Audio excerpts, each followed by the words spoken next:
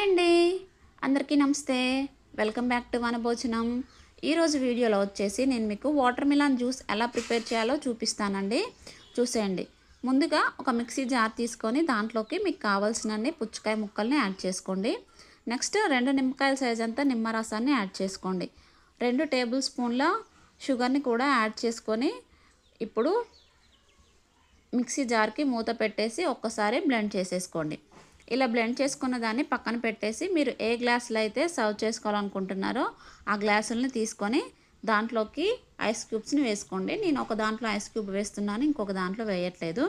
ఇప్పుడు దీంట్లోకి 1 table spoon వరకు సబ్జా గింజల్ని యాడ్ చేసుకోండి. ఈ సబ్జా గింజల్ని ఒక హాఫ్ అన్ అవర్ ముందు నానపెడితే సరిపోతుందండి.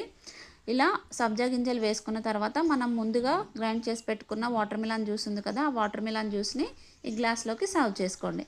అంతే అండి, సో సింపుల్ కదా. Thanks for watching.